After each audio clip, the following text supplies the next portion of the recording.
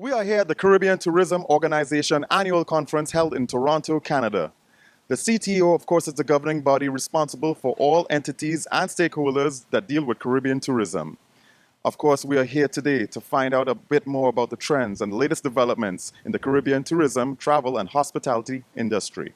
Members of the Canadian media, travel industry experts, as well as representatives of various Caribbean governments gathered to gain updates on the region's tourism progress. A lot of airlines now have resumed flights into some of these destinations that were affected. And so it really speaks to the resilience of the Caribbean people, it speaks to the resilience of our industry, and it speaks to the resilience of our governments. And so I want to congratulate them today. We've seen in the first quarter that there was 1.4 million visits from Canada in the Caribbean region, so that's quite significant.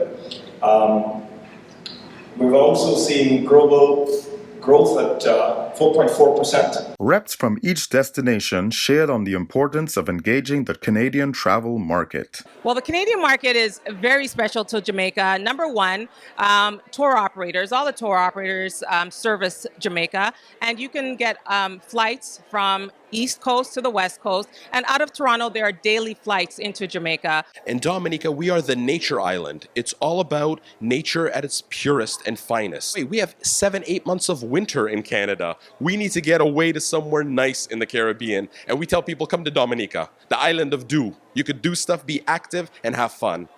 We like to say we have something for everyone. From the minute you step off the plane, we're the spice of the Caribbean, so you can smell our aroma of spices. The Canadian market is very important. Last year, the Canadian market was the second largest market in terms of growth. We welcomed over 17,000 visitors, and it grew by 19%. We're doing very well out of Canada, primarily because, once again, we have multiple islands and multiple vacation experiences, but also because we're close. Our proximity plays a huge role in our success. We market it by saying you can have breakfast in Toronto and brunch in the Bahamas. We started on the Canadian market with Quebec for obvious reason that we share the same language and they appreciate, being able to communicate in French, in Martinique. But we speak English like I do, with an accent, with a strong French accent. But, English-speaking Canadians are extremely at ease in Martinique. And what we're offering them are vacation, an experience in Martinique full of great cuisine, wonderful opportunities to discover the island. CTO Chairman and Minister of Tourism for St. Lucia, the Honorable Dominic Feedy, shared on the development in his home island.